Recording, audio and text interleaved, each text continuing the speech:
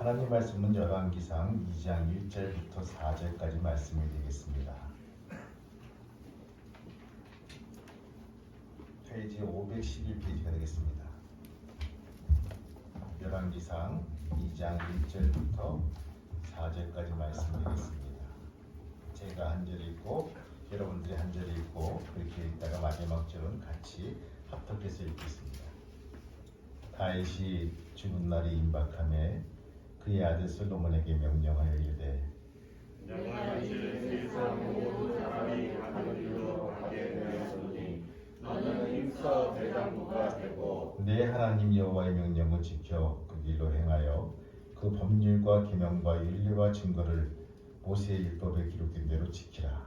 그리하면 내가 무엇을 하든지 어디로 가든지 형통할지라. 여호와께서 내게 대하여 말씀하시기를 만일 내 자손들이 그들의 길을 삼가 마음을 다하고 성품을 다하여 진실이 내 앞에서 행하면 이스라엘 왕위에 오를 사람이 내게서 끊어지지 아니하리라 하신 말씀을 확실히 이루게 하시리라. 아멘. 할렐루야. 아멘. 옆 사람 인사하시겠습니다. 축복합니다. 감사합니다. 오늘 제목이 형통하랍니다. 제목을 딱 적어보면요, 우리는 지금 연상된 단어가 있습니다. 형통하면 축복. 목사님 제가 했잖아요. 예수 믿고요, 축복을 엄청 받았어요. 뭔데? 집을 샀어요. 샀는데 이 차액이 2배, 3배 올랐어요. 차를 바꿨어요. 결혼을 했어요. 취직을 했어요. 이게 다 축복이라는 거예요. 물론 축복이 될 수가 있겠죠. 그러면 병상에 누워있는 많은 교인들과 우리의 지인들은 저주받은 건가? 그거 아니잖아요. 내가 알고 있는 형통과 내가 믿고 있는 축복이 과연 동일한 것인가? 오늘 말씀을 통해서 나눠볼까 합니다. 여러분, 길을 세우시고 말씀에 아멘 하시면서 혹시 믿어지시면 우리가 주의 말씀대로 움직일 수 있는 귀한 성도가 되시기를 주님의 이름으로 축원합니다. 오늘 본 말씀 보니까요, 다윗이 죽은 날이 임박했다라고 시작이 됩니다. 또한 다윗은 스스로 솔로몬에게 내가 이제 세상 사람들이 가는 길로 가게 되었다라고 고백합니다. 다윗의 고백 뭡니까? 세상 모든 사람이 가는 길, 다시 말해서 죽음의 길을 가고 있다는 것입니다. 죽음은 참으로 뜻밖의 찾아옵니다.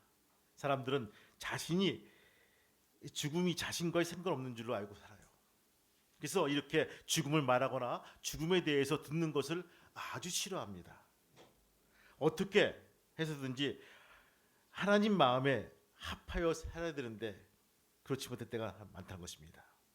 하나님과 사람 앞에 부끄럼 없이 살아야 되는데 하나님을 기쁘시게 하고 하나님과 행복한 동행을 하려고 애써야 될 것입니다. 그것이 마지막이 있음을 아는 사람들의 삶의 지혜일 것입니다. 다윗의 삶에서는요, 하나님과 함께한 동행의 흔적을 많이 엿볼 수가 있습니다. 사무엘상 16장부터 열왕기상 2장까지 보시면요, 하나님이 다윗과 함께했다는 이 말씀이 9번이나 나와요.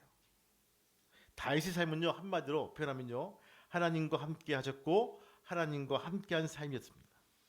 그러면 우리의 삶은, 여러분의 삶은 한 줄로 표현되면 어떤 삶일까요? 무엇이라고 표현할 수가 있을까요? 어떤 분은 말합니다. 목사님, 삶이 지긋지긋해요. 엄청나게 불행한 인생입니다. 평생 골골한 인생이었습니다라고 표현하시겠습니까? 그러나 지금 지난 날의 순간들을 모두 잊으시기 바랍니다. 이제부터 주와 함께 행복한 동행이 되시기를 주님의 이름으로 축원합니다. 그 사람 주와 함께 행복한 동행의 삶을 살았어. 그 권사님 하나님과 함께하며 애던 사람이야. 그 집사님 힘들고 어려웠던 적도 있었지만 그러나 기쁨으로 주님과 함께 행복한 삶을 사는 사람이야. 하고 이런 소리 들을 수 있는 귀한 성도가 되시길 바랍니다. 동행은요 올해로 끝나는 것이 아닙니다. 하나님 나라에 갈 때까지 그날까지 계속되는 것이 동행이라는 것입니다. 다윗이 걸어간 삶의 길에 하나님과 함께라는 발자국이 남겼다면요 우리는 주와 함께 행복한 동행이 발자국을 선명하게 남기게 될 것입니다. 여러분도 주님과 함께 행복한 동행을 하시기를 주님의 이름으로 축원합니다. 형통할지라 하는 말씀. 죽음을 앞둔 다윗은요 아들 솔로몬을 불러서 유언을 남깁니다. 그냥 유언이 아니에요. 이렇게 했으면 좋겠어 라는 말이 아닙니다.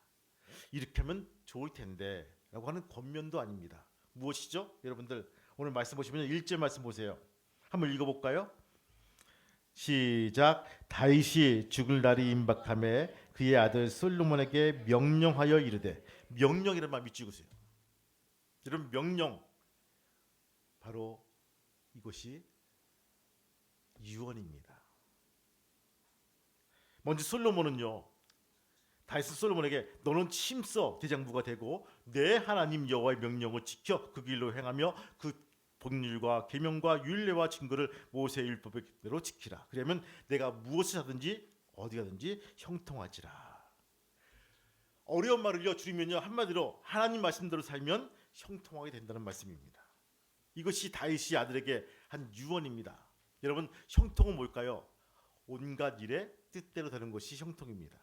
다윗은 아들 솔로몬에게 인생 형통의 비결을 뭐라고요? 하나님의 말씀에 대한 절대적인 순종이라고 강조하고 명령합니다. 하나님의 말씀에 순종하며 뜻대로 살아가야만 형통의 복을 누릴 수가 있다는 것을 일깨워주고 있습니다. 여러분 교회 다닌다고 해서 나는 세례받았다고 해서 아니 구원받았다고 해서 하는 일이 모두 내 뜻대로 내 생각대로 되는 것은 아닙니다. 하나님 뜻에 따라 사는 것이 형통이며 하나님의 뜻대로 되는 것이 형통이란 것입니다. 그러므로 하나님 뜻에 따라 살아야 하는 형통된 귀한 삶을 잊으면 안 될 것입니다. 형통의 삶을 산 것은요 다윗뿐만 아니었습니다. 모세도 여호수아도 하나님 말씀대로 순종하며 형통의 복을 누렸습니다. 그러므로 그들은요 인생의 마지막에 다윗과 같은 유언을 남깁니다. 성도 여러분 형통한 삶을 살고 싶으십니까? 모세와 여호수아 다윗의 유언처럼 하나님 말씀대로 순종하며 사시기를 주님의 이름으로 축원합니다. 여러분 후손들이 형통한 삶을 살기 원하십니까? 모세와 여호수아 다윗처럼 하나님 뜻에 따라 살라고 가르치시길 바라요. 가르쳐 지키게 하라. 여러분들의 자녀들이 마지막으로 해줄 말씀이 무엇일까요? 저는 그래요. 가르쳐 지키게 하라. 순종이란 책이 나왔어요. 얼마 전에 존 비비어라고 한 사람이 쓴 건데 그 내용 보면요 하나님의 말씀을 가장 강하게 저항하며 안 듣는 사람들은 이 서구인이다라고 표현하고 있습니다. 여러분 서구인은요 미국과 유럽의 민주국가를 이루어 사는 사람들을 서구인이라고 합니다. 그 이유는 뭘까요? 민주주의 사고방식으로 하나님 나라의 원리를 이해하기 어렵기 때문입니다. 다수가 원하면 그 길로 가는 거예요. 다수가 손들면요 그 길이 채택되는 거예요. 다수가 원하고 그 길이 선택됐으면요 그 길로 갈 수밖에 없다는 것입니다. 민주주의, 다수결. 그러나 여러분들 하나님 나라는요 글자 그대로 왕국입니다. 킹덤 오브 갓. 하나님이 다스리는 왕. 서열과 질서와 권위가 있는 것입니다. 하나님 나라의 법은요 중론이나 선거나 여론이 대체할 수가 없습니다. 투표에서 결정된 것이 아니란 것입니다. 영향력 있는 몇 사람이 중론을 지어서 결정 지으는 것이 아니라는 거예요. 성경은요 다수결을 말하고 있지 않습니다. 오늘날 한국교회의 문제가 무엇인지 아십니까? 코로나가 문제가 아닙니다. 백신이 문제가 아니에요. 하나님 말씀이 무엇인가, 하나님 뜻이 무엇인가를 생각하지 않는 것이 문제란 것입니다. 여론을 따지고 사회적인 분위기를 통해서 흘러간다는 것입니다. 중론을 따지고 투표해서 결정합니다. 그것이 하나님의 온전하신 뜻이 아니라는 것입니다. 하나님 나라의 왕국은요 걸맞지 않는 것입니다. 성경은 온전히 하나님 말씀에 순종할 때 하나님 뜻이 이루어진다라고 일러주고 있습니다. 이것이 하나님 나라의 통치 방법입니다. 그러므로 믿음의 자들은요, 무엇을 하거나 계획할 때 반드시 하나님의 뜻이면 내가 순종합니다라는 고백을 해야 될 것입니다. 사람들의 여론에 움직여서는 안 됩니다. 다수결에 따라서도 안 됩니다. 몇몇 영향력 있는 사람들의 생각도 따라서는 안 될 것입니다. 여러분, 신앙생활이 그런 것이 아닙니다. 하나님이 어떻게 말씀하시는가, 하나님의 무엇을 기뻐하시는가, 다수의 원칙에 의한다면요, 이스라엘 백성들은요 가나안 땅에 들어가면 안 되고 광야에서 다 죽었을 거예요. 그러나 믿음을 가진 여호수아와 갈렙 생각대로 그들은 하나님의 우리를 원하시면 우리는 능히 이기리라는 그 믿음 때문에 가나안에 들어갈 수가 있던 것입니다. 이것이 믿음이며 이것이 신앙입니다. 여러분, 매일매일 우리는요 이 믿음을 결단하며 나와야 될 것입니다. 우리가 매일매일 천국 같은 삶을 살고 있습니까? 목사님, 우리 교회 가정은요 정말 천국 같아요. 이러신 분 계십니까? 거짓말하지 마세요. 우리 삶은요 적지 않게 지옥이 많아요. 막 싸움과 시기와 질투와, 그죠? 이게 사소한 거로 넘어지고 자빠지고 울고불고, 이것이 인간 사람 부분입니다. 좋은 일이든 나쁜 일이든 거기에 하나님의 뜻하심을 믿고 하나님 말씀에 순종한 삶, 이것이 형통의 비결입니다. 살다 보면 하나님의 뜻을 이해할 수가 없습니다. 성경을 읽어도 가슴에 와닿지 않는 말씀들이 많이 있어요. 그렇게 눈물로 기도해도 응답되지 않는 그런 답답함이 내 안에 있습니다. 그래서 제가 수도 없이 찬양하는 곡이 하나 있습니다. 목사인 저도 이해되지 않는 곡이 있습니다. 받아들이지 않는 그런 상황들이 많이 있습니다. 그때마다 저는 이 찬송을 부릅니다. 찬송 한 장 부를까요? 찬송가 620장. 우리 같이 부르시죠.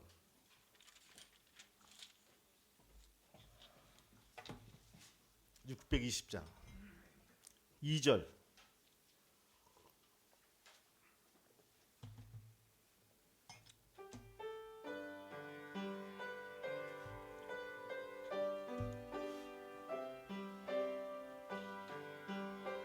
(2절만) 주님이 뜻하신 일 헤아리기 어렵더라도 언제나 주 뜻 안에 내가 있음을 아노라. 사랑과 말씀들이 나를 더욱 새롭게 하니 때로는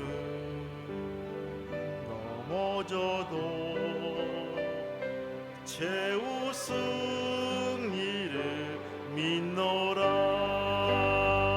이 믿음도 세라 주가 지켜주신다. 어느 밤에도 주의 밝은 빛 인도하여 주시는 이 믿음 더욱 굳세라. 이 믿음 더욱 굳세라. 주가 지켜주신다. 어둠 밤에도 주의 밝은 빛 인도하여 주신다. 오늘 유튜브 졸업하시고 입학하신 우리 형제가 있을 것입니다. 넘어질 때가 있습니다. 결국 승리하게 될 것을 믿으시기 바랍니다. 하나님의 뜻을 우리가 작은 머리로 어떻게 다 이해하시겠습니까? 그러나 하나님의 선하시고 온전하신 뜻 안에 내가 있음을 안다면 협력하여 선을 이룰 줄 믿습니다. 형통의 축복을 누리시기 바랍니다. 한 번 더 기도하고 한 번 더 참고 한 번 더 용서하고 하나님의 뜻을 구할 때 우리 형통의 축복을 누릴 수가 있다는 것입니다. 특별히 오늘 졸업하시고 입학하신 우리 형제자매들 축복합니다. 졸업은 시작이라고 합니다. 어떻게 우리가 실타래 풀고 시작할 것인가 참 중요한 시점에 와 있습니다. 무엇보다 오늘 다윗의 이런 명령처럼 하나님 말씀을 듣는 것이, 하나님 말씀을 실천하는 것이 형통의 축복이라는 것을 우리에게 알고 이 길로 갈 수 있는 우리 모두가 되시기를 주님의 이름으로 축복합니다. 기도하시겠습니다. 하나님, 네 맞습니다. 오늘 다윗이 아들에게 손을 높이 들고 축복한 것이 아니라 형통의 비결을 일러주고 있습니다. 내가 살아온 길이 이 길이기에, 이 길만이 하나님이 함께 하신 길이기에 이 비결을 아들에게 일러주고 있습니다. 주님, 답답하고 좀 무엇인가 응어리지고 길이 안 보일 때마다 주님을 찾게 도와주시고 주 앞에 나오게 도와주시고 한 번 더 기도하고 한 번 더 참고 한 번 더 용서하고 하나님 뜻을 구할 때 형통의 열매가 맺는 것을 고백합니다. 우리가 이런 사람이 되게 도와주시고 이러한 권속이 될 수 있도록 축복하여 주옵소서. 예수님의 이름으로 기도합니다. 아멘. 기도하시겠습니다. 주님, 감사합니다. 중학교에서 길림받은 형제가 대학을 졸업하고 상급학교에 입학하게 되었습니다. 예배를 드리면서 무엇보다 형통한 삶을 살기 원해서 다윗의 유언을 들어서 말씀을 전합니다. 우리 모두가 이 말씀을 잘 지키게 도와주시고 대장부가 되고 하나님 말씀에 형통하는 귀한 믿음의 성도가 될 수 있도록 인도하여 주옵소서. 무엇보다 아버지 하나님, 성공하고 잘 살고 잘 먹고 누리는 것이 중요하겠지만 그 베이직에 깔린 것이 하나님 말씀을 지키고 몸부림치면서 그 같은 붙들고 기도하는 귀한 성도가 될 수 있도록 도와주시고 인도하여 주옵소서. 주님께서 없는 사람들을 베풀게 도와주시고 나누게 도와주셔서 주님께 항상 구하는 귀한 믿음의 성도가 될 수 있도록 허락하여 주옵소서.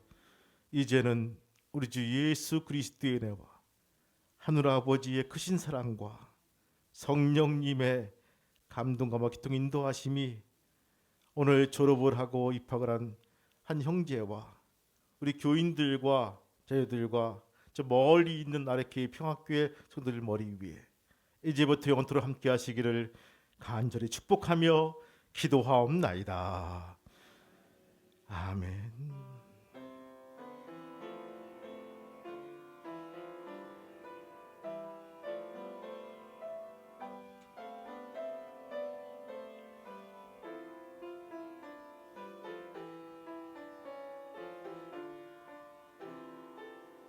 아멘.